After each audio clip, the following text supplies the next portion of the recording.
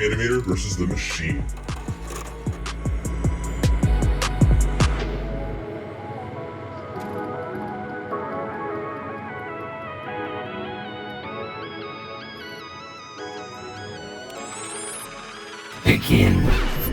All right, we got a very busy schedule today, so we're just going to dive right into it. So, he is a techno enthusiast, as well as a partner at the Friends+Enemies company, and a co-founder at the TAFFI Animation Conference in Toronto. I want to welcome today to Animator vs. Machine, Ben McEvoy. Alex, how are you? Good, you? I'm good. I'm sick, so Oh, as I mentioned in our pre-chat, I'll try my best not to sneeze. no problem. Social distancing, we're all good. So before we dive in deeply, I wonder if you can tell the viewers and myself, how did you get into the animation industry? Okay. So first of all, thank you for doing this podcast. It's funny, I've been doing a few talks and I've had people say, Have you watched Animator versus Machine? I'm like, actually, yes, I have. And it's so just to give you a bit of like maybe wind in your sails, you're getting out there and nothing was negative, at least in the conversations I've had. So good for you. And it's great that we're having these sorts of conversations. So I'm really glad I get to be a part of it with you. My background is pretty diverse. So it's funny, I was in the shower this morning. I'm like, okay, doing the podcast. I got to keep it short. I don't know why I mentioned the shower part, but it gives you a sense of my stream of consciousness. I have the here. setting. It's fine. Okay, let's sort of bleep that Yeah. part out. I've been in around animation for 20 years. I'm older than I look. I graduated Sheridan in 2002. I actually, like almost probably 90% of the people, 95% of the people I'm sure who are in the industry have the same story of love drawing, love comic books. I didn't actually get into animation because I loved cartoons as much as I loved the act of drawing. And when I had the opportunity to go into college, university, much to my parents' chagrin, I actually was going to go into music. I'd been playing cello and piano and guitar for 15 years at that point. So I was like, I'm going to go into music. And my parents were like, yeah, okay, maybe not. So I kind of threw around a couple of other options. And at the time I'd been part of a semester long focused program in Kingston, which was focused just on the arts. This is 1998. Sheridan College was just like all over the news. It's like, yeah, people are just getting hired and getting Porsches right away. And I'm like, yeah, that seems like a pretty viable option. If you want to be creative, I'll go into animation. It's like the way you make money as a creative person. So I actually got into animation partly as a function of wanting to just have a career. I wasn't like super passionate about animation, much like I discovered many of my peers were in that program, where people just loved it. But I still loved animation a lot because as a creative person who had been acting, who had been performing music, who'd been creating ideas for years with toys and comics, it was the amalgamation of all these things I loved in one form. You could do all of it, and it wasn't just being a director on the set. You could literally do all of it and be that person. So to me, I found animation to be truly one of the most rewarding disciplines that I'm quite fortunate to be able to practice while I was at Sheridan. Oddly enough, I didn't ever really work as an animator. I've never been. I mean, I do animation for clients. And just to give you a little correction, so Friends+Enemies is actually my agency. I work creative and production agent. It's okay because I've also got a podcast coming out which should be called Friends+Enemies because it's a great name. But it's sort of the culmination of my 20 years of working. Is we do integrated production. So integrated production is where you get to do any type of production that works for the client, because we work with brands primarily and we do content for TVO. But that's probably the closest I ever get to doing animation. Like I open up After Effects, I do motion design. I haven't done character work. I never really found myself passionate about it towards the end of my studies. And as a teacher now, I see there's always about 5-10% of the class who's like, I'm not sure actually. So I was in that group. Yeah. But during my studies at Sheridan, I had joined the student union as a part of like a student project early in my art fundamental year. So I became very involved with student governance. Eventually, I became a governor on the board of governors for Sheridan College as a student representative, which was transformative. I got to sit at the table with the president of the college, all the vice presidents in the C-suite. I got to hang out with and learn from people who are like VPs, EVPs, and SVPs at banks, the city manager for City of Mississauga.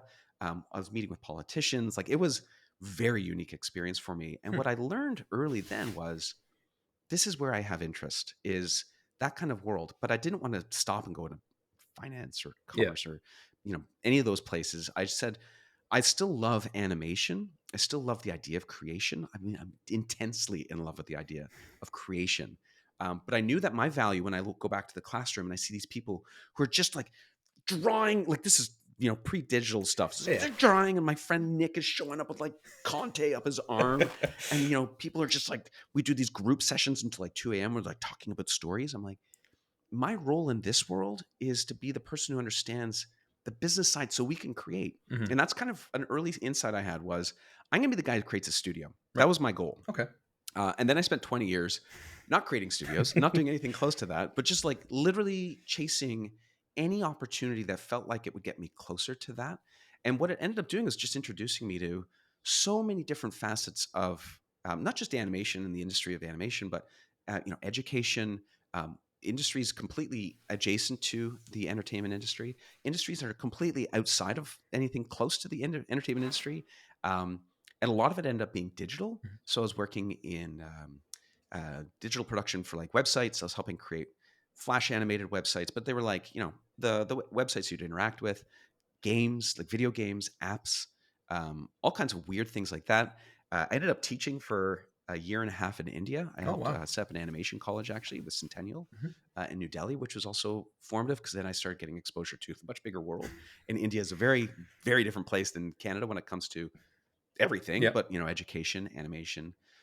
So that kind of blended into consulting for the colleges where I was going to Singapore and China, helping figure out, relationships with colleges between Sheridan or Seneca or Centennial.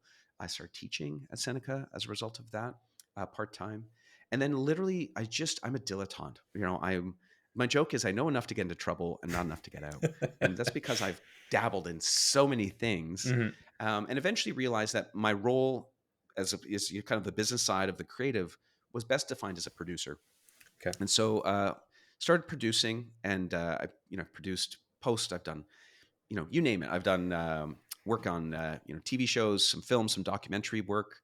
Start producing live action for clients and for private, like for content independent work.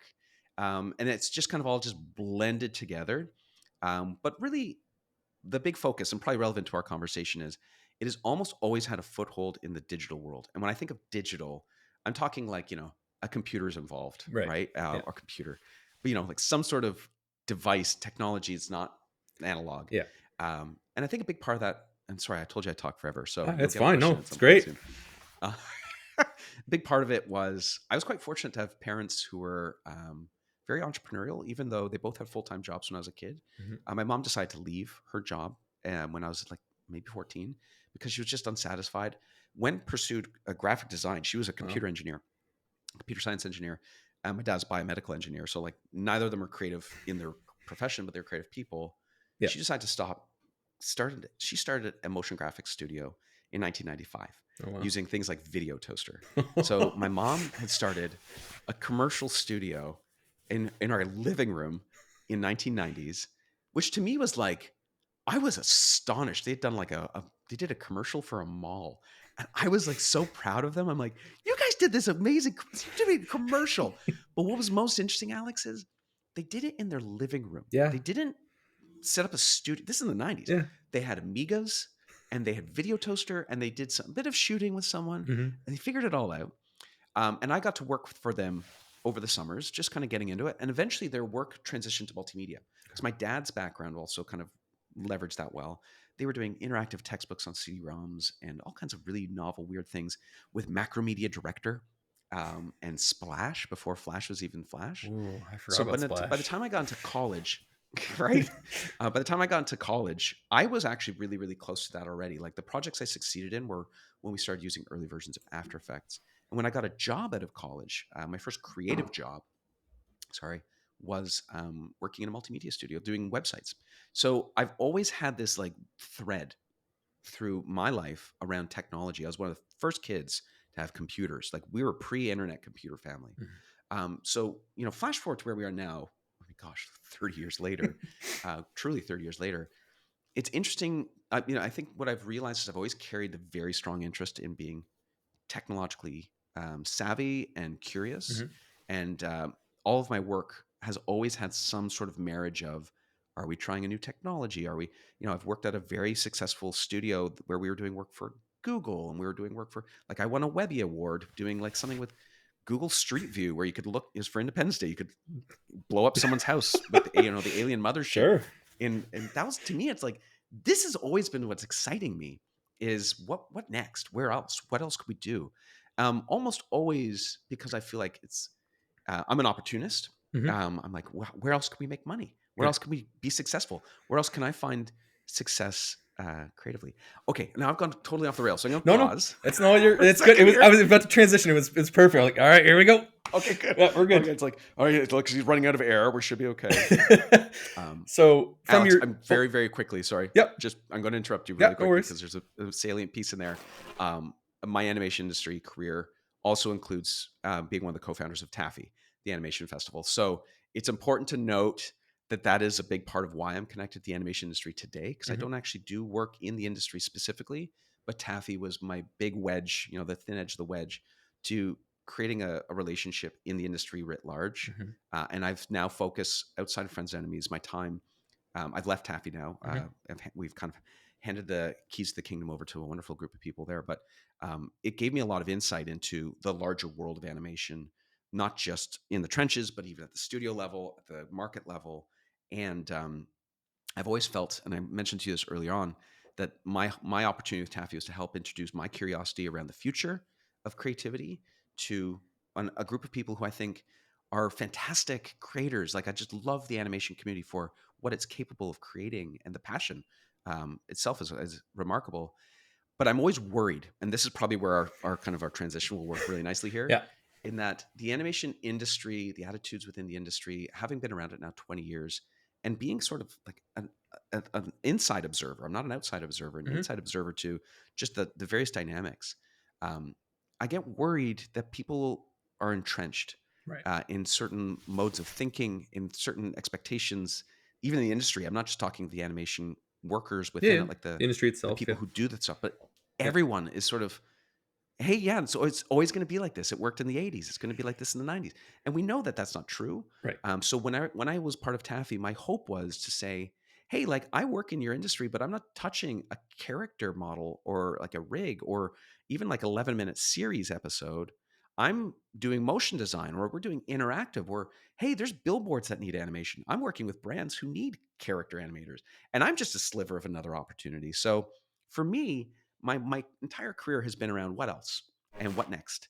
And AI is sort of like a giant burning meteor that just came to Earth, and everyone's like, yeah, it's hit the ground. Everyone's like, what do we do with it? Yeah, and we're all picking it up, and all of a sudden, like, our bodies are getting hotter, and like, it's a superhero movie. All of a sudden, it's like, whoa, maybe I'm a superhero, but we don't know yet. Right. Yeah, you're totally right. Like, the industry has a problem with not adapting very well, because they're like, well, it worked 10 years ago or 15 years ago. Why would we change? And it's like, well, because you kind of need to change, or things are going to happen that you're not going to like. Like, if I can piggyback off that. Yeah, go for it. Oh, go ahead. No, go for it. Sorry. That's okay. I mentioned in my first podcast, so I don't want to talk over you like it's a Zoom meeting. I would challenge that particular statement only to say, sure, I think the industry is incredibly adaptive. I just don't think people want to adapt, because it's hard. Not that it's hard, because people are. I know so many people who are willing to do hard things. Right, this industry is full of people who have to do hard things all the time.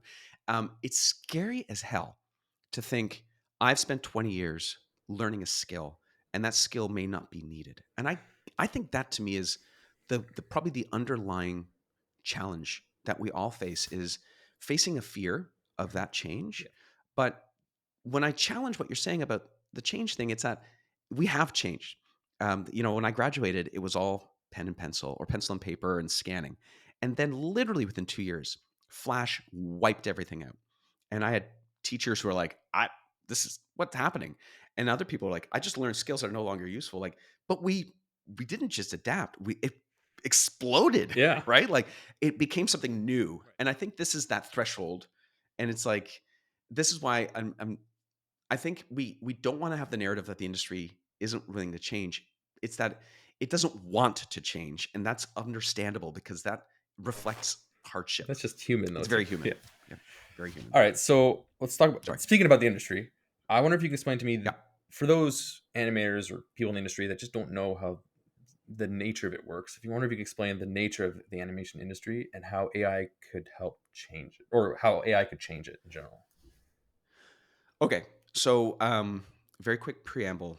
I've been teaching at Seneca College for, I want to say almost 18 years, but I may be wrong, 16 years, a long time. And I actually teach in what was originally a portfolio development class, and we transitioned it to a professional development class because my view was portfolios are a very important tool to career advancement, but it's actually like it's sort of midway through what's most important, which is career development. And where I start with that class has, and that, my kind of my transition point is, um, there tends to be, especially in the colleges, an attitude that we're doing art, and I'm using capital A art, and it's true, we are doing art. Uh, the challenge I see, and I'm speaking now specifically to anyone who's listening who's in like a first to third year program at any of the big colleges, universities, is you are an artist and you're fortunate because you get to do art in an industry where you get paid, right? And it's not fine art where you have to hustle and grind to really make a name for yourself, which is a very different world than what we do. Instead, you're learning a skill set, much like anyone else, like you could, contractors or plumbers or, the skilled trades. You're learning a skill set. It just, you happen to really love that skill, right? And you get to take that skill home with you and do things with it that make you feel good. But the attitude I've noticed in the colleges is often, this is a self-expression of who I am, which is yes, but also a really big problem because the animation industry is an industry and we're doing commercial art. And I'm not talking about like commercials on TV. We're talking about there's commerce involved. You're learning a skilled trade. That trade is useful to someone who runs a studio. That person who runs a studio is running a studio for probably two very good reasons. Number one, they probably love the art as much as you do. And I've know most of the major animation studio heads in Ontario, and I can attest to they're a passionate group of people who often come from animation themselves. In fact, the common pairing I've noticed is you get a really passionate creative person and a really savvy finance person. And they go, "Hey, let's start a studio." And that's great. And Ontario really has great reasons for people to start studio, but it's important to remind people that the studio heads are often very creative people themselves, but they've also decided they see the opportunity to make money. They're very entrepreneurial. And the industry, of course, is about making money. We're getting paid to do the work we do so we can put food on the table, wear big goofy glasses, and have money to live life. And that's the exchange. Is as a worker, I use as talent is a nice friendlier word.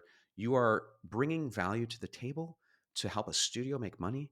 They're going to pay you for that effort, and they're going to make money. And often the studio, if they're smart, is doing it in a way where they take a bunch of risk up front to say, "Hey, I'm going to pay all these people. I'm going to take on a bunch of, work. It may tank, as we've seen, like Netflix, but if it works, and I'm going to carry a bunch of overhead. I'm going to carry rent. I'm going to have insurance. I'm going to have all these things, equipment. If it works, I get to make a bunch of money." And it's like, yeah, okay, well, that's the exchange. But that's the industry. And then the bigger industry is, hey, we really need things to put on our screens, on our televisions, on our theater, our theater screens. It's not because everyone's like, we need art in the world. That is a part of it. Again, like there's a reason good movies are made and great TV is made because there's artists involved. But it's because these larger studios are like, hey, we can make a bunch of money too, because audiences love going to see this, and they'll pay. God, I don't even want to think about what I have to pay at Cineplex these days. But it's like they'll pay $20 a person to come and sit in the theater. We can sell them concession and we can make money. We can sell them shirts and toys and we can make money. And the television, broadcasters are let's put shows on the air. Why? Not because we love these shows. Mhm. I'm sure there are people within those organizations who love them, but it's more important that, hey, we can put ads against these, right? Yeah. And then I'm probably speaking in obvious terms here, but I'll No, no. finish the thought Yeah. for the people who are very young to this. Even the advertisers are like, well, we want to sell products, and where are we going to sell these? Probably need. Where is everyone? Yeah. Like this is the world we live in. Is it's all about when I ask my students what drives the animation industry, and typically it's a leading question that typically some passionate, lovely soul goes, creativity. And I said, no, it's like it's a part of it. Yeah. What drives our industry is money. Yeah. And this is an important starting point for me as we talk about AI, Mhm. because when we look at the work we do, in the commercial side, as the job, the professional job that you are a part of, not the thing you're doing on your own, although that's also related. Um, we have to remember we're doing this within an ecosystem that is about generating money. And that's not a bad thing, right? The studio needs to make money to pay you to do the work so that you can also live. Like it's a virtuous-ish cycle or an ecosystem of generating money. And once we can kind of hold this one hand and go, I get it, right? And I'm not like selling out. And this is the biggest beef I have with any creative practice. It's like, you're not selling out by making money. You need money to live. There's no purity test here. Now we can start understanding, well, what is the implication of AI realistically? And that's, the talk I've been given. I've been fortunate to give a few talks around this subject. And when you talk about AI's impact, with my curiosity around technologies, my joke has always been, not joke, my kind of operating principle has been, I wish I'd figured out how valuable YouTube was 15 years ago so I could be a YouTuber, right? Because it's like the people who figured that out crushed it. And I know people are doing great in YouTube right now. And it's like, good. What's the next YouTube? At one point I was like, is it crypto? And so, when I get excited about things like crypto and around AI, I'm not like, yeah, it's more like I'm just very curious about, is there something here? Right. And AI, of course, triggers that big time. And then I start teasing out AI as, okay, well, what is it? And I've been very fortunate to be around much smarter people than me, who really know their shit about AI. Are we allowed to swear in your podcast? Yeah, I yeah, should it's probably fine. ask It's you past the before. 10-minute mark. Okay, You're cool. fine. We're all grown ups. Oh yeah, okay, yeah, we're good. You can believe it. Yeah. It's one of those things where it's like, oh, this is gonna be big, Mhm. right? Because I'm using the tools. I'm like, whoa, what's this interesting? What can I type into Midjourney and get? Whoa, maybe I can show you very quickly. Sure. I don't know if it's on here. Oh jeez, no, it's not on here. My screen, my background Yeah. for a year and a half, 2 years now was I went into Wombo Dreams, which is probably just not a thing anymore, or at least it's probably transitioned dramatically. But it was like Midjourney style. It was a Stable Diffusion esque. Type in something, and you got just this blob of visuals. And my daughter and I typed in like bird flying through a subway, bright pink, just to see what it would get, and it was just like spectacular, abstract, kind of like very hard to describe the kind of the expression of a bird, but not a bird. And I remember looking at that going, holy crap, like this is incredible. And I still do that, by the way. Today, 2 years later, I'm using these tools, and I'm very active about, like, our agency uses these tools. Mhm. But I'm still blown away by what they can do. And so, as someone who's thinking about what's the impact on all this, thinking about my larger kind of perspectives on the industry, I start talking to studio heads and I start asking myself, well, how will this happen? Like, I'm looking at the Twitter feed of AI influencers who, you know, this is going to kill Hollywood. It's like, Yeah. it's not going to kill Hollywood, but wow, it is still pretty crazy what this stuff can do. Mhm. And I start asking myself, well, what is the realistic implication here? And when we go back to the idea that animation industry is an industry, and there are studios who need to make money, and there are broadcasters who need to make money, whether or not they're doing it the right way, by the way, I'm not really sure. I've got a whole other podcast we could do about late stage capitalism. Sure. Very, very deep views, and it'll probably come up here, but I'm not going to go down that rabbit hole. I've got very deep views. The truth of it is, where we are in 2024 is, there was a boom period in the pandemic, Yep. surprisingly, where it went, whoa, oh my god, everything's stopping, especially live action. But animation, it was already picking up with the streaming. Yes. And the streaming itself is a whole other topic, because the streaming was just like a mass, everyone as a land grab Yeah. for all the various kind of like, content distributors and providers and creators, is a land grab. And so everyone's like, we need stuff, we need to own land as fast as possible. And so Netflix and Disney and Discovery and all these people just like throwing money, like putting it into a turbine and just firing it at people. And that was great, right? Because I mean, 2 years ago I was doing talks for Queso, and everyone's like, there's just not enough people. We need to train children to help us. Like, it was people were like, I need to take this opportunity. It was a crazy amount of opportunity in Toronto and Ontario. Mhm. And then a year later, because I do all these talks with animation studios of Ontario called Yep. Queso. Those same studios are like, and we did this at Taffy. It's like, okay, it's hard right now because a lot of work has dried up. Yep. So it's actor strikes were a part of it, the writer strikes, but also just the dynamics of the industry had changed quite substantially. Netflix had a massive earnings, like a massive drop in earnings at one point, or not massive, but substantial enough where their stock just went off a cliff Yeah. for a period. And when you look at factors like this, where when the money stops rolling, it's something's got to happen, right? It's Mhm. eventually things kind of peter, plateau, maybe even drop, which is now where we are. Mhm. Um, and then you look at, well, what's happening in that side of the world? Well, the money's gone, so the studios have to cut back.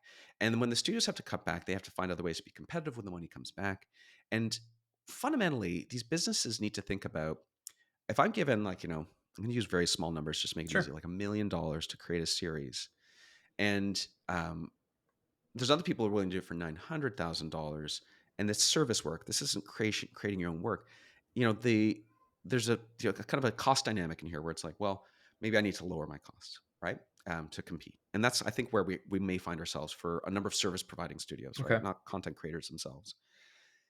Well, how do I lower costs? And I mean, let's step outside of animation for a quick second here, and let's talk about late stage capitalism. I just had a really awful experience at Best Buy returning a gift, and it just like put me into the stratosphere. Okay. And what I realized is a lot of large companies have two options. Really, I'm simplifying here, but two options to make money. One is find new lines of revenue, which is typically, if you're like a Best Buy, more consumers, Mhm. or lower your cost to operate, which is, hey, look at these self checkouts. They're great. We don't need a whole bank of cashiers. Let's just have one person with a phone. They can do everything. Yeah. And you can kind of see this. We all see this happening, Yeah. and this is kind of where studios have the same kind of considerations. Not that they all have to, but if there's not more work out there, which is kind of where we are right now, you got to think about, well, the work I'm going to get, I need to be profitable to a degree, and that's a whole Yeah. thing that they have to figure out. But then I also have to look for, well, how do I, if things are harder to come by or there's lower budgets, I need to find another way to make this work without basically paying to work on the work itself, if that makes sense. Like, if I'm not making money on the work Yeah. that we're getting in the studio, why am I doing it? You Yeah. got to be making money. So they look for ways to save, which is, natural. There's a huge conversation we're going to have around the ethics of this idea, the morality of it, but that to me is a bit of a red herring. The fundamental is, as a studio owner myself, if I want to keep the lights on, Mhm. I need to make sure I'm making money, and I need to look at all the various means that allow me to do that. And the reason Flash became so powerful was you could do entire series of shows with a tenth of the crew, because now instead of having people do line by line, page by page, we're doing twos, and we're in threes, we're in fours. Instead, it's like, don't need it. We have a model that gets moved around and interpolated by the computer, and that's faster. And we don't have a ink and paint anymore, because once you've made it and it's a symbol, we're done. So you're getting rid of roles, you're making new roles, but often in the name of efficiency. And so that efficiency exists already, and that kind of like desire for efficiency pre AI was there. You have production TDs who are looking at ways to, make renders go faster, or all kinds of lighting systems. Like, are we doing real time rendering versus, I mean, Yeah. there's a whole group of studios who've been exploring things like real time production, and a lot of this is, you're either trying to boost quality to make your work more valuable, or you're trying to reduce the cost of work through whatever means without affecting quality, ideally. Mhm. And so that's the kind of the ongoing Yeah. balance. That was a big ramble. Let's get to the AI side of things. Sure. AI does this at an exponential level, and that's the thing that matters. Is AI? I know your next question is probably going to lead us here, so I'm going to dot this really Sure. quickly. AI is just like, um, it's this. Oh, and when I think of AI, by the way, it's just maybe from a nomenclature standpoint. For, I'm sure you do this with your other speakers. Yep. I'm not talking about like Mid Journey. Mhm. I'm not talking about Dolly or ChatGPT. They are a part of it. Mhm. I'm talking like AI in everything that we're going to be doing, which includes, just like I did my talks, automations within the production pipeline. Yep. There, it's like it's astonishing what it can do, and it's like, I'm not that I'm like, oh, it's amazing. Like these fanboys I see on Twitter, it's breathtaking, because I'm like, I just I can't believe how strong it is in certain cases. And you have to look at that and go, if it gets production ready, like if it gets good enough for production, studios are going to want it, because they need to be competitive, and they need to find ways to maintain the quality, but also work within an ecosystem that is right now really low and slow. Yeah. And so those tools start becoming appealing. of course, there's impacts and implications as a result of that. So I'll kind of stop here for a second because I could keep going forever. But it's like AI is the one that's going to make the most sense because Yeah. it makes sense financially, and that is not a small thing in our world. Right. Like it's the harsh reality, I believe, where it's like AI can help lower costs, but we can lower costs without sacrificing artists or work if you do it correctly. Potentially, hopefully, that's the goal. But Let's go ahead. let's t- with, we'll take an analog for the second here. Okay. Because everyone, this is the big worry. Yeah. It's like in my talks, I show, here's some tools. They're not production ready, but look at this tool. This is like a retopology AI automation, right? Let's think of it as automations. Mm-hmm. This AI, this automated, service, will or solution can take a model that you made, and I tried modeling. It's absolutely, I have nothing but respect for people who have patience for it. It's like, oh my God, my topology's wrong. It's like, someone's got to go in and fix it before you rig this thing. Yeah. It's like, well, yeah, but the AI can do this really, really well now. And it's like, holy smokes, that is a job. Yeah. Right? That's someone's job. And it's not going to be like we've done, because we had no other choice. We've done so much brute force in our world for decades. Forever. Right? It's like, well, the AI now is just like, you don't need it. So it's like, yeah, that's a job. And so studios are going to have to look at that and go, there's a line here, right? People may have to get laid off because why would it make sense for me to pay someone, 40 hours a week to do something when I could have the tool do it in an hour? Yeah. Right? Like, it's not that this is like, I don't need people now. It's like, that is a pretty big difference. Well, like, right? I remember talking to my friends in 3D, and they were like, I printed them the idea. I was like, all right, everyone hates painting skin weights on a 3D model. It's the bane of everyone's existence. It sucks. It's always unpredictable, and there's always like hidden things. You're like, why is there weights on his crotch and I'm doing his hand? That doesn't make sense. And it's like it's just an annoying. Like, oh my God, I was painting his ass. Yeah, you're like, what? Oh, it's an annoying puzzle. So I was like, what if AI did that? Like, it could just systematically go through, and you're like, these are the weights I want. You base it on one thing, and you're like, oh yeah, that'd be great. I'm like, right. So that'd be a useful tool. And they're like, oh, maybe. I'm like, 4 years ago, people would have been like, yes. Yeah. If we didn't have Midjourney and all these things looming around us now with like the narrative that goes with it, because that's the part that's really freaking everyone out. Yeah. It's if one of these things had come out 4 years ago, 5 years ago, I guarantee you there would have been people in that department going, oh, thank God. This made it so much easier. Right. And same with any number of these, I'll call them mundane, not to diminish the work, but mundane jobs, right? Where we've had to use brute force, like skin weights. This is where the AI thing becomes crazy, though, because it's like, this is all happening at once, right? It's like the singularity, I'm sure you've talked about. It's like, this is not the singularity, but wow, you understand what a singularity feels like. Yeah. It's not one revolution. It's 100 at once. Yeah. And that's where it gets crazy. Yeah. It's your Black Swan event. You're like, oh shit, everything's going. Yeah. Alex, if I can just go for it. Because I try to think in analogs a lot. Yeah. And also to kind of say, like, when I have conversations now with anyone in the animation industry or the creative industries at this point, because that's a lot of them, I try to use adjacent examples of like, this is a problem now because it's happening to you or us. Yeah. Right. And not to say like you didn't care when it happened to other people, but let's look at historically what we're talking about in our industry has happened in other industries for decades. Yes. And the best example I can come up with is automotive manufacturing, where in the 90s and the 80s, all these people were being replaced with robots on factory lines. And it was a problem. And people were really, really upset. And rightfully, workers were being, like, people working blue-collar jobs for 40 years were being let go and replaced by robots. Like, there's movies where it just became a trope. And it happened. And the automotive industry continued. We still buy cars. Other people found jobs. People did lose jobs.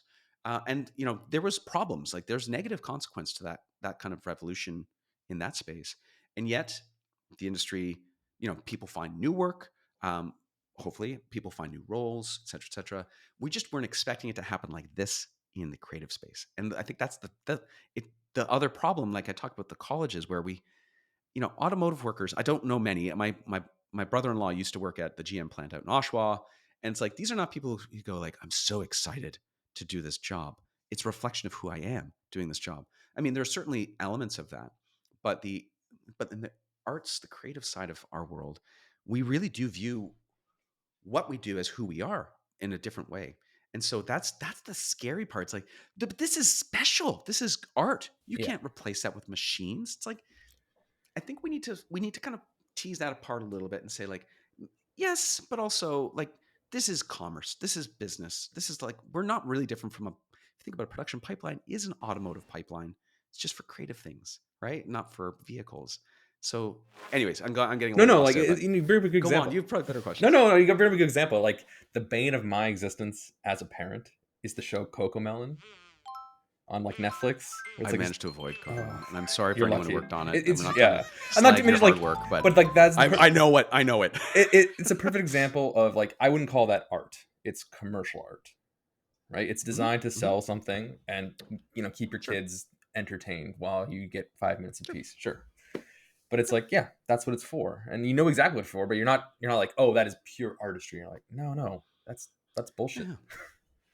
I watched Dino Train with my kids, Yeah. and I distinctly remember seeing like an eye blinked, but the pupil stayed outside. I'm like, how did this get? Yeah, the technical door? glitch. You're like, Come on.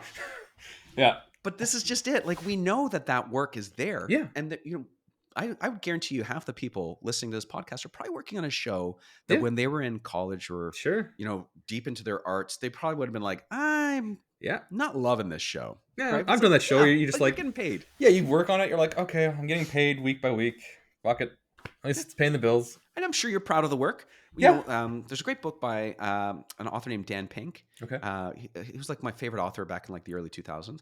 He has a book called Drive. For anyone who's like interested in people management and things like that. Okay. It basically talks about what motivates us, right? Okay. It's this whole like Maslow's hierarchy, but rethought for business owners. Okay. And a big part of it is money is table stakes in the professional environment, more or less. So, I come from a lot of advertising work. So, people working in advertising agencies get paid quite well, and yet they still leave in droves because while the money is great, the satisfaction isn't there, or the growth, or the things that matter to people once money's been taken care of, because that's not everything. And in the animation world, once you're paid properly, that typically kind of gets you through the door and into that's a good start. But you still need the sense of community, the sense of accomplishment, the sense of growth. These are things that actually really matter to people. And I have a view that, because I know tons of people who work on these shows, right?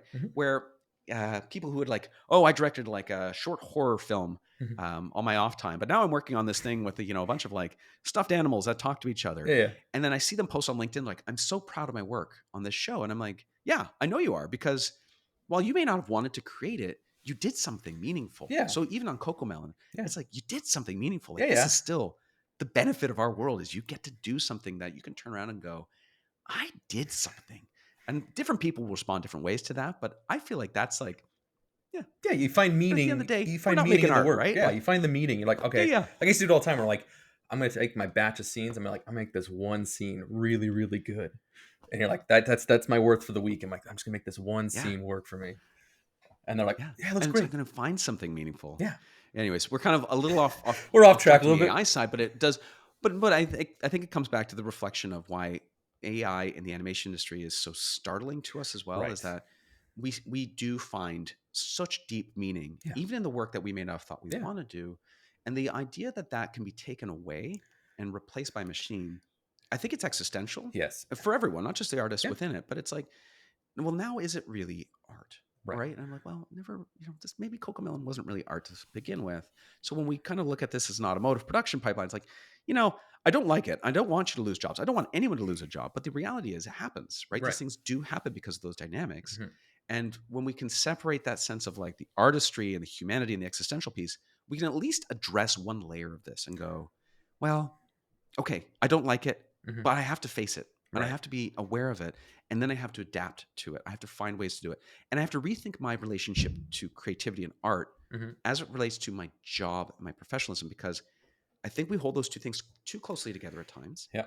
And you need to have them, there needs to be like, space between for both of them to coexist, so that you don't feel like one, the changing nature of the industry is a reflection of how audiences no longer appreciate art, right? It's like, yes, they're both valid considerations we have to talk about, but they're not completely correlated, Right. all the time. Yeah, because it's like I think you hit the nail on the head there, where it's like we identify ourselves in our work, because we're associating with like how school teaches you. We're just like, oh, this is art you're doing, so you're like, I have to make this great. Like, I don't know how many times I've seen juniors come in the studio and like, I'm doing great art, and they focus on like the most menial things. You're like, you are focusing on the wrong things here, and you have to like, it takes them like a solid like 8 months to get out of that mindset, of that school mindset of like, no, you're here to make commercial art and to get things done. And they're like, oh, okay. Yeah. And it's not to say you can't do No, the of art course not. of No. this, but it's not just the art. And I think that's it's a challenge. And this It is is. where we are in this conversation today around AI. Yeah. Is this idea of art and what we're doing. And it's funny. Yes. So one of the shows that I produce is called TVO Arts, Okay. and it's I'll give you 5 guesses who we're producing it for. Okay. The first guess is TVO. So what we've been able to do is, and so my partner is her background is in design, as Okay. well as she has she's an overachiever. So I think she's got like a design and a bachelor's in art history. Of course, yeah. And plus. She's just Yeah. amazing.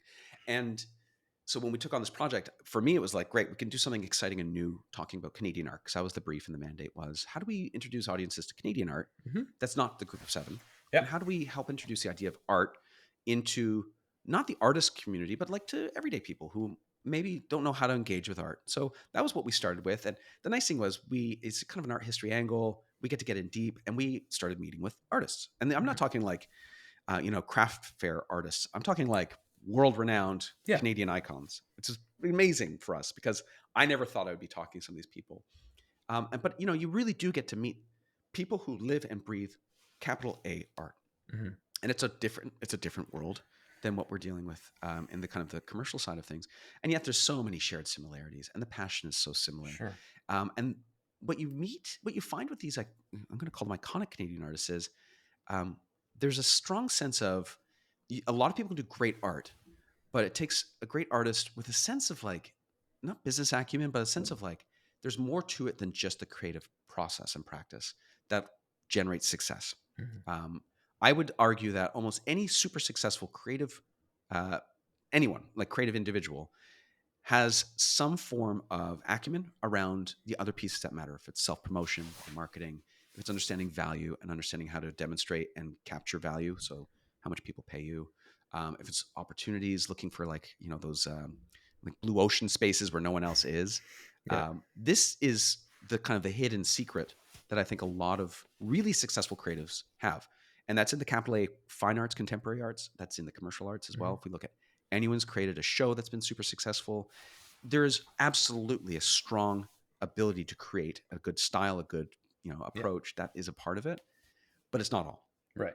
I kind of lost my train of thoughts where I was going with this, but it's you'll bring it back, I'm sure.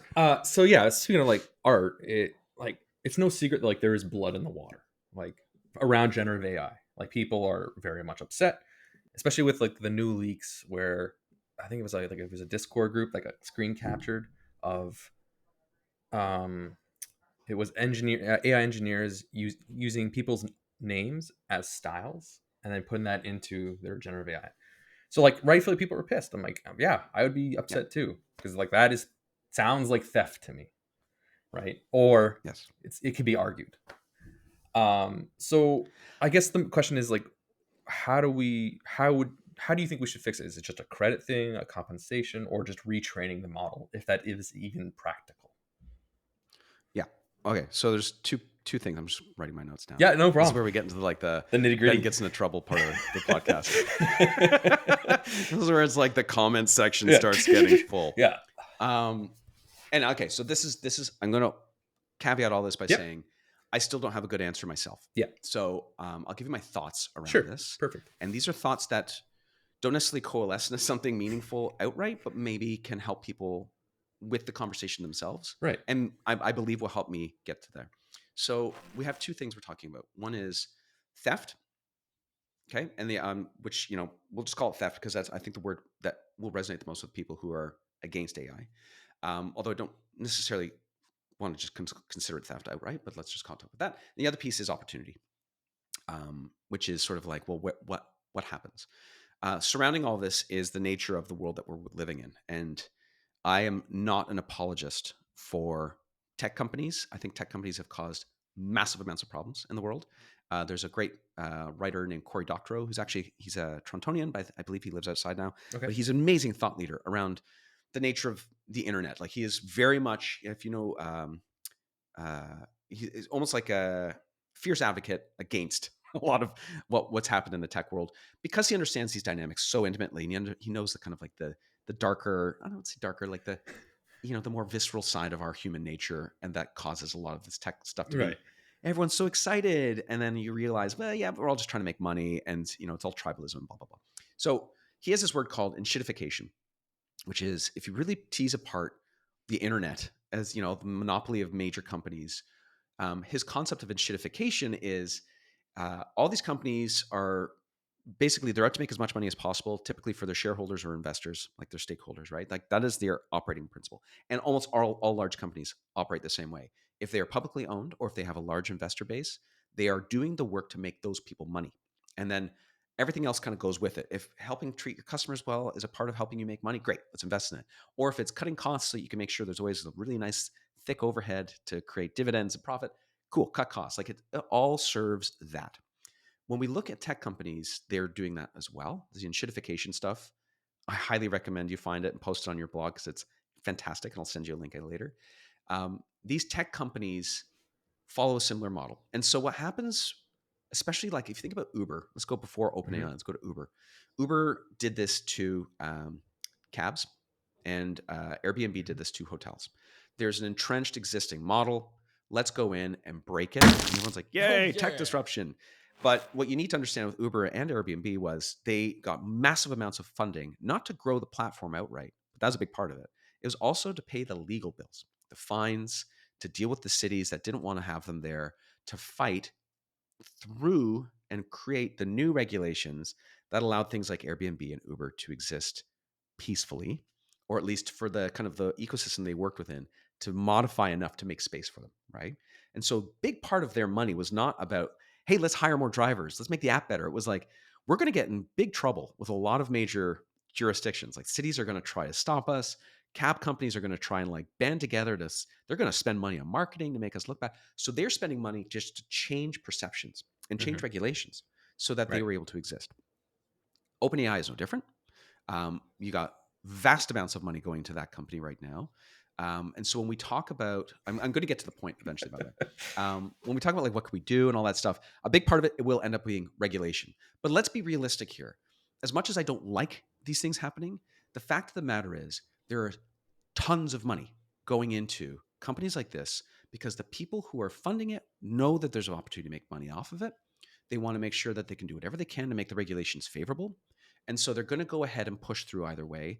And inevitably, we're going to find ourselves on the other side of this debacle, not with AI going away, but with AI being boxed in with some sort of regulations. This then kind of draws us back into the copyright question. OpenAI and all of these models, a large amount of these models, there are models that have been trained a little bit more on the kind of the right side of let's call it like copyright theft or copyright infringement.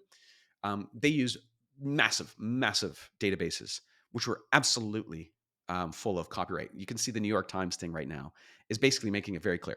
There is vast amounts of copyright. And in fact, OpenAI has basically said, we couldn't do this if we didn't have access to that. We couldn't do this on public domain alone.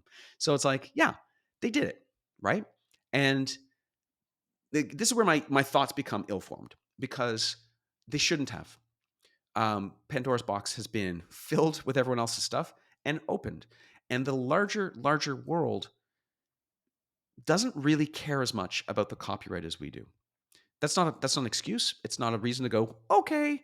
But you have to understand, like, we are like a 1% of the world concerned with copyright are the artists who own that copyright. And then there's a large group of people who don't really care. This is the same group of people who had no problem downloading albums in the 90s from LimeWire and Napster. These are the same people who have no problem at all listening to Spotify and getting, all their music basically for $20 a month. We don't, the larger audience doesn't really, or the larger world doesn't really care as much. And so we're in a place where we need to figure out, well, this sucks big time because, someone spent a long time creating a look and then building a brand around it and building a Yeah. life around it and having it just someone go, hey, it's mine, and putting it into a model. And then now you got these, dopes over on Discord going, now look at how Yeah. great I am, right? And I'm going to talk about the AI artist thing in a second because I do have views that are probably going to be annoying. But it's like, I would be pissed if that Sure. happened. Yeah. You should be pissed it was happening. How do we do Mhm. something about it? I don't know. And this is where Yeah. I kind of hit a wall. I don't know because I look at the authors who are in the lawsuit right now, like the writers. I look at, like Getty and all these other major organizations are like, nope, we're going to get our money. But my kind of, I don't know the word I'm looking for here, but basically like the kind of the sad side of me says, you know what I think is going to happen? They're going to settle, right? And then there's going to be some sort of precedence, and that precedence is going to be just enough to start pushing sentiment and legislation in a way that doesn't necessarily fix what's happened. It may address what will happen, which is so this is the theft and and then the opportunity side. So I don't think that is going to resolve. It's going to find a fair resolve. I don't. I hope we can figure it out. I see a lot of people in my community on my feed who are very active and negative against AI.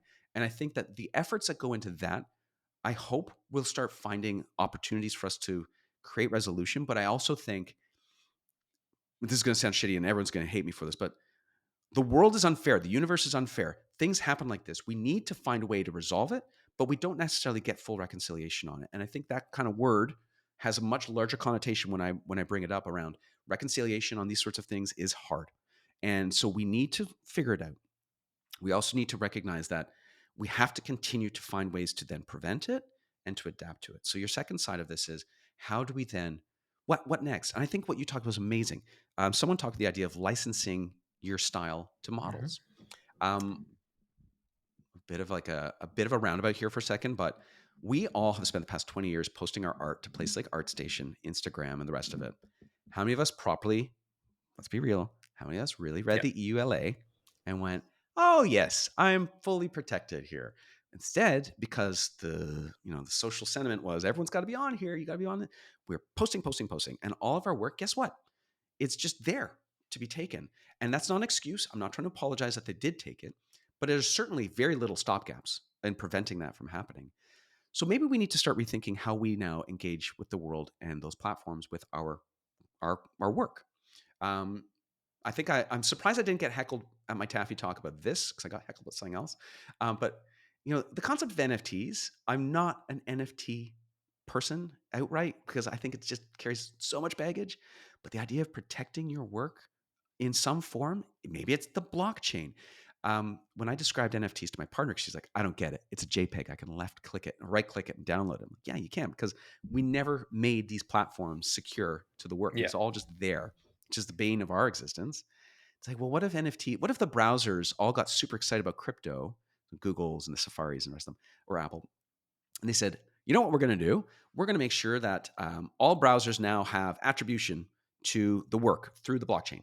And we're actually going to prevent right clicking because you can do that. We're going to prevent right click saving on any image because maybe there's threat of lawsuit and financially makes sense, or there's opportunity. And if we do this, we can charge people money, whatever it is.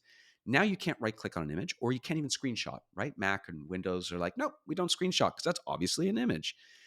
Now we've got mechanisms that prevent some of this theft. So maybe we need to be looking for and supporting things like this. I know there's people who are excited about poisoning your image before you post up. I mean, sure, these are tools that can help the Yeah. artist. The Nightshade or Nightshade, whatever yep. it's called. Yeah. I think our attitudes need to change. I think we need to start thinking more carefully about how we use these sorts of platforms, and I think we also need to start becoming more opportunistic. Um, we're too protectionist, and that's not a bad thing, but it's also like, look, there are people who are going to figure out, hey, I'm the most popular person in mid-journey styles, and I could basically package up all my artwork, create some sort of package, license it to Adobe, license it to OpenAI or Midjourney or whoever, and they pay me every time, like Spotify, they pay me something. Maybe it's not like millions, but if I'm the Taylor Swift of digital art, you could probably make a living off of that.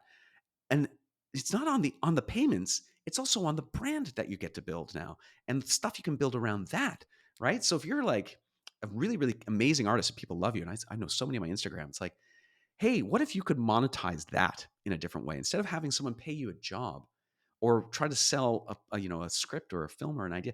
You're getting these microtransactions of people paying for your license, or paying now because they love you so much they want to buy your art books or your art directly. Like, I feel like ecosystems start opening up that we could really get excited about. So it's not about protecting alone. It is about protecting, and that's both tools and behaviors. It's also about, hey, maybe you got to lean into this now because it's going to happen. How do you find ways to make this advantageous and to prevent the downsides? That was a big, but I hope really meaningful insight. I feel like I Yeah, he came to did. some I was like, conclusion okay, there. we found a conclusion there. Woo, we did it. We did it. Alex, one last thing I'm Yep. just going to add to this. And this is where I'm definitely getting my head chopped off. So I did a talk a month ago with a group called FITC. And I got to like interview the head of AI the VP of That's AI cool. for Microsoft. Yeah. This guy, John Maeda. He's just an incredibly intelligent guy. And everyone else on the call, really intelligent. They're not just all banging the drum going, yay, AI, but there's certainly a very like bias towards there's upsides to this while talking about the downsides. And there's a lot of downsides we're not talking about, like ethical downsides. The implications to society for people who maybe are underrepresented. Like, AI is not just about art theft; it's about way more issues. And I mean, if we really want to cast the rock down the road, it's about really big issues around things like containment theory, where it's like AI is going to get smart, we're going to have problems.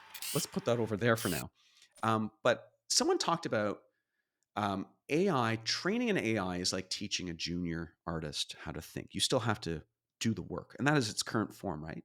But when we kind of go back a few steps and talk about, like, number one, if AI had been trained properly on like data that wasn't necessarily copyright, or the copyright is permitted, we would still be in the same place we are. Would we still have the same issues? Because there's still the job loss, there's still the change and disruption. It's all there. So we have to kind of maybe reconcile that piece in one way. But then we also have to look at when someone says to me copyright, right? We've stolen someone's idea and used it so someone else can take it. I also want to point out that as an industry and as a practice, we are often encouraged to learn and be inspired and copy the people that are better than us. Not to say that this is like, yeah, we get, but in the style of in a prompt is not much different than saying, I want to make this look like that show, or I really loved Mobius, right? And I'm going to do something influenced by Mobius in my work. And 5 years ago, people were like, oh, it's so cool, kind of like evocative of Mobius. But now when I say in the style of Mobius into my prompt, everyone's like, whoa, whoa, whoa, you're stealing. And I think we need to hold both those things together and say, like, yes, when someone else is profiting from your work, you absolutely we need to figure that out. But we can't ignore the fact that a big part of a creative practice is about being influenced. There's a great book by Austin Kleon called Steal Like an Artist. And it's all about the idea of, like, this is the nature of that world to a degree as well, right? We have that already. So while we can't say I think the point I'm trying to get at is, you can't say you're pure about this thing, knowing that we all get influenced either actively or indirectly by artists we love. The problem is the compensation. But if I'm like, oh, I love this person's style, and I get influenced by it, and I create something new that has echoes of that person's idea in my idea, or multiple ideas, much like we're getting with prompts, and then I turn that into a show and it makes money, do we have the same problem then, right? If I'm not using AI at all, and I'm not directly saying, like, this is that person's style, but you can get senses of it. And this is so common, right? In films and television, it's like a big breakout hit like Adventure Time.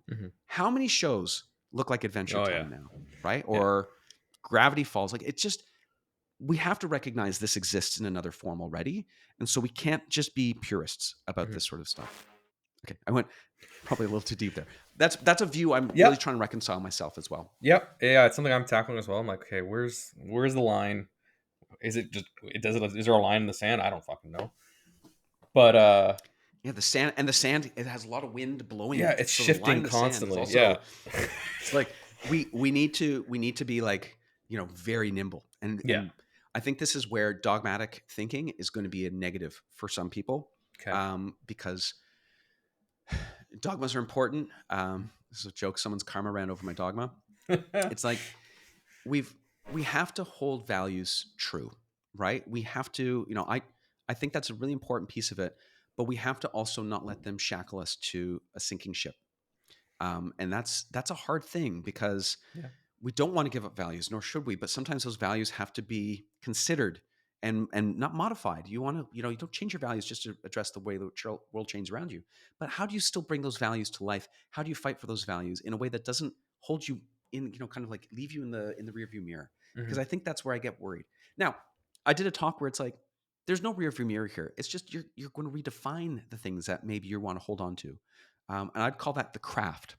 There's people who want to maintain the craft of animation, and I think about stop motion as a great example of how, there's still stop motion animation being done. It's not commercially viable, and so you don't see a lot of it unless you're funded by Nike, which is a joke about Leica. But for the most part, you're either getting funded by some sort of arts organization, you're self-funding, but there's very few projects that you see being commercially successful on any major platform that are stop motion, but we still have stop motion. Sure. So I think now we're going to start seeing some of the things that we do today and go, this is the craft of animations. Like, great, we're still going to need it. It's just not going to be commercially viable in the same way, or fewer of them will. The ones that are great will probably make it, right? Someone will be like, oh, this is all hand drawn. It's like amazing, but we can't do that for everything. Right? Yeah. So the hand drawn one that really, really is amazing may rise up, but the stuff that we're used to doing that we want to hold on to, it becomes more of a craft now. And it doesn't mean you don't make money. It just means it has a different you have a different approach to how that becomes successful. Right. And it's just not the mainstream. Yeah, it just becomes a niche market where it's just a very select few can pull it off through creative means. So then... And there will be a market who wants it. There's always going to be a market. It's just the market will be It's not small. the Cocomelon market. No, it's not the Cocomelon market. Exactly. Yeah. And sorry, just to really quick on that though, that's not necessarily a bad thing. No. Amanda Palmer did this great talk at TED years ago about leaving she's a musician and an artist. She left her label because after selling 100,000 albums or something, like it was too small for the label to make money. And they're like, this isn't working. And so they parted ways. She's like, well, I was getting like $1 off of every album. They were only making 10, didn't hit the numbers they wanted to. So the mass market approach for them didn't work. But then she just leaned into her own community of really passionate people who had bought the 100,000 albums. She sold to them her next album directly and made 20 times as much because she didn't have to pay the label, right? And so it's There's like no middleman, right? Yeah. There's no middleman. So it's like, I think the side of the craft is really exciting. For some people, it's a risk, right? You may not find your audience. There's also hard work. You're not just going to make something beautiful and it's like, hey, everyone's going to show up. You have to work hard at building community. You have to find ways to connect with them. Again, I'm going to invoke the NFT world for a second. These guys did it really well. It's like they can create ecosystems of interest around their ideas. This is actually a great opportunity for people with a good idea. If you have an idea you want to see brought to life as animation, the tools are there. Hey, guess what? AI can help you, right? You can do production super cheap. You can connect with audiences. Social media platforms are there doing this all the time. We don't have to invoke cryptocurrency over and over, but it's like there's even ways to create microtransaction economies for your idea. It's there. So the craft becomes interesting because maybe you don't need to be in that world anymore where you are a service worker in a studio service and industry. You're actually a creator and you're making your own opportunity. It's just that requires a whole new set of skills that some people may have to pick up around entrepreneurship and marketing, but it's there. And that's actually, to me, the most exciting thing about AI right now is we can disrupt that larger industry to benefit the people who really want to take advantage. And I don't think we need to disrupt the industry in any big negative way. I think the industry is great. Does really good stuff. A lot of people get jobs and there's good stuff being made, right? Mm-hmm. But it's also problematic. Like you have very few people who are gatekeeping the platforms. So, the people who are managing the Amazons and Netflix and they're wonderful people, but they only have so much space to put things and so much budget to spend. And so they gatekeep. And so everyone has to fight to get through this narrow corridor to get their idea made. And in Canada, it's a very narrow corridor. But, I know people who are YouTubers and they're like, I never want to do broadcast work anymore. I've built my own audience. I get direct access to the people who want to watch it. And then maybe they buy stuff from me. Like I bought a Mr. Beast sweater for my son over the holidays as a Christmas gift. And I'm like, I actually really felt good about it. I'm like, I'm supporting this guy. He's got a team, but it's like, it's him. Yeah. It's not Netflix. So I get kind of like excited about this idea of like how many people I know when I was at Taffy who pitched me ideas. I don't know why, because I'm not doing anything with them, but I'm giving feedback. These are great ideas. Sure. And just to go back to my copyright, it's like Legend of Korra, but right. And I'm like, okay, this is really cool. But there's already a Legend of Korra. There's a big production budget. You're kind of an unknown. So let's be realistic. 10 years ago, that may not get made. Mm-hmm. But if you're really passionate about it and you can get a group of people together, maybe you can make it now and you can distribute it and you can monetize it and you can do all this thing with these tools and you don't have to worry about having to convince someone to help you. to make it for you. The money is different, the dynamics are different, but it's like now it's easier than ever for you to get it up and out the door, and it will continue to get that way. So then, as we That was an epic rant. I'm sorry. it's okay. It's all good. So we've been talking for over an hour. So we'll just wrap things up quick. Oh my gosh. Uh, Okay. Oh my God. I'm sorry. it's all good. So as we're wrapping things up, for someone, so for artists out there, what would you? We've talked about like changing your mindset, Mhm. focusing on the craft. What would you recommend artists to do in this new future that's changing in front of us? Okay. There's a lot. Okay. So number one, shameless self-promotion. Okay. Because I'm here, I feel I might as well. Yeah. I've been teaching skills like this for years. I'm starting up my own podcast. Hopefully we can do some cross-sharing around that. Yeah. Called The Smartest. And the concept of The Smartest has been around for me for a long time. I've been teaching it. Now I'm going to formalize it. But it really reflects maybe one of the best answers I can give, which is you need to be more than just an artist. You need to be smart. So you need to know all the other things that will allow you to be successful. And I talk about success in that kind of like larger, it's not financial success. It might be personal success, creative satisfaction, whatever it is. We all strive for some form of success, even if success is, I just don't want to work, right?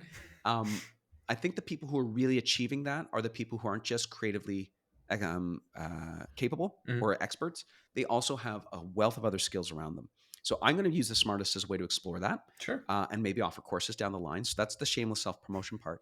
But it really does go to, well, what does that mean? Well, it means I kind of see two streams right now. Maybe that's too simplified, but it's like you're either going to lean in or you're going to lean out. Right. Right. For those of you who are going to lean in, the leaning in could very well be, I'm going to lean into production. I'm going to stay in my job. I want to keep what I'm doing happening. Right. So it's like, how can I manage the status quo to keep the status quo as possible? And that's going to mean, well, you need to understand how AI is going to be introduced into your workflow. Are you at risk of being replaced by a robot? Sounds like a brochure. Are you at risk of being replaced by a robot? Yeah. But it's like, then you need to be aware, right? You can't just hope it'll go away. It's not going away. So what is your job? Are you doing skin weight painting? Guess what? Anything that's going to be kind of mundane and repeatable, and you could probably train a software to do it, even if you didn't have AI, Yeah. you should start thinking now about what next. It doesn't mean go become a painter. Although I will just say, I'm just going to say this. If anyone's like, I'm done, I'm out of this, look into the skill trades. And I'm not saying this lightly. Nope. There's a giant deficit of skilled talent. And I'm talking like electricians, plumbers, roofers, you name it. Like we just built the studio over the pandemic, and it cost me dearly. And I had like 30 different crews because the guy couldn't keep any of the people there because there's no one working in that space. So if you're leaning out, let's start with that for a second. Yeah. I highly encourage anyone who's sort of on the fence or like, enough, I'm done with this garbage. Look into the skilled trades. There is going to be a massive shortage of skilled workers in the next 20, 30 years. And it's huge opportunity for people who really want to lean into it. So there may be a small group of people who are like, oh my God, that's the motivation I needed. For the rest of you, if you're staying in production, look at your role, start looking at what happens if you were to move up a level. What if you had software doing everything that you could do and adjacent to you? What would your job be then? And start training for that job, right? In your head. So a lot of that might include things like, well, you need to become a manager. Maybe you're not managing people, you're managing software. You need to learn how to be a communicator, a problem solver, like the things that are professionally important that we'd call soft skills that aren't necessarily the hard skills of doing the work. You may also want to start learning how these things work, right? Because the better you know how these things work, the more valuable you become. So what you're going to try and do is start learning new ways to move up the value chain in the studio or the organization or the industry as it changes. And that's going to require a high degree of adaptability. And that adaptability comes from paying attention, right? Read the articles. Yes, you can be mad, but read them anyways. Look what's going on. Follow the weird Twitter bros, because there's enough going on here that you could probably learn it. So if you want to stay in the industry, you need to put in the time and the effort to learn what's happening and how to adapt. That's probably the big one. The other thing you might want to look at is, how does this now maybe give me permission to go and do the thing I really want to do, right? I work, so Friends+Enemies is I told you at the beginning, is a creative agency and production studio. We're actually a distributed collective. So I work with freelancers. We call them fractionalized creatives because we're not fully freelance. These are people who give us portions of time over long periods. So it's almost like I have a staff of 30, Mm-hmm. but they're all like, they're fractionalized. Yeah. And these are all senior people who've left agencies and production. They're like, I'm done. Mm-hmm. And they got pushed out or they left for whatever reason, and they are finding success being an independent sole proprietor, business owner. It's like, well, maybe this is the permission you need to go pursue your idea. You do need to still learn new skills, though. You need to learn entrepreneurship. You need to understand financing and funding. These are all things that you can find a lot of great insights online. Maybe I can help you with some of these things. But that is also like, if you can figure those things out, maybe you can just leave working for other people behind and become your own boss or start your own thing. Mm-hmm. And so that requires another set of soft skills, but it also requires you leaning into these tools, because these tools are going to enable you to do that in a way that you probably couldn't have 2 years ago. Yeah. So I think a large underscore here is you have to embrace these tools in some degree. And then the last piece is, if you really don't like what's happening, get involved, right? I don't know all the different ways that we can make any kind of real change. Part of it's going to be legislative. So it's going to be, hey, are you actually like out there talking to people who make those decisions? Are you voting for those people? It's a bit of a ham-fisted way of getting to the solution, but it's part of it. Yeah. Are you having conversations? Are you going to places like Taffy or Ottawa or wherever and meeting with studio owners? Are you in your studio and organizing a conversation with the people who are managing the production and the budgets and saying, like, how are we managing what we're going to be doing as we embrace these tools? Because those conversations can yield probably more direct results, but you need to be a part of them. And you're either starting them, or you're finding the people who have started them and you're supporting them and you're getting involved in those conversations. I think any of these things all require, you got to lean in, you got to do more work, you got to develop new skills. But if you can do these things, you're going to start seeing the benefits as we start finding the new path forward. Sure. And that path could be very exciting. And just, kind of clench a little bit that that path may include your job that you do today is no longer needed tomorrow. So if you want to be upset about it, absolutely, you should be upset about it. But you can either let it happen, or you can let it wash over you and lose your job and figure out what's going to happen, or lean in and say, like, how do I get out in front of this? How do I do an end run around the inevitability and do something that helps me? And so, fortune favors the bold and the brave. And that's why I think people are going to really have to be this next 2-3 years. It's really going to be that fast. Wow. Well, this is great, Ben. I'm going to stop there. No, that was great. I was like, you gave me an entire Thanksgiving dinner worth of information. And it's awesome. It's a fire hose. I know. It's so hard. And so again, thank you for inviting me. Oh, anytime. There's so many things we haven't discussed. I'm going to be following closely as you post this, because hopefully I can join into some of the comments. Yeah. If I'm just, again, like if I'm on LinkedIn, I'm easy to find. I like to think I'm fairly publicly facing. If people listening to this want to talk further, I'm very curious. I'm trying to learn as much as I can. I come onto these talks like with you, and I think I know a lot. And I like to think I do know a lot. Whether or not it's right is a different conversation. Sure. But I like to think I know a lot, but I don't know enough. And a big part of that is I need to know the people who are dissenting to this idea of AI. Like, I need to understand more of why to stress test my own views and to expand my worldview. And I've been very grateful for the people who followed up in other talks. So the same thing here. It's like, if people are listening, they want to chat further, reach out. I'd love to hear from people. And, I'm going to have the smartest up soon enough. And maybe I'll see if there's a public sentiment that's positive or negative as I launch that in the world. But, good for you to keep this going. I really look forward to the other guests you bring on, because these conversations are super. Yeah. And I think you're doing God's work. So keep it up. Well, that's it. I want to thank our guests for contributing on our journey so far. And I want to thank you, the phantom listeners, for hearing us ramble around the water cooler. Come check in next time as we talk more about the subject of AI in the animation industry. Let's find out together. Don't forget, keep your eyes on the horizon.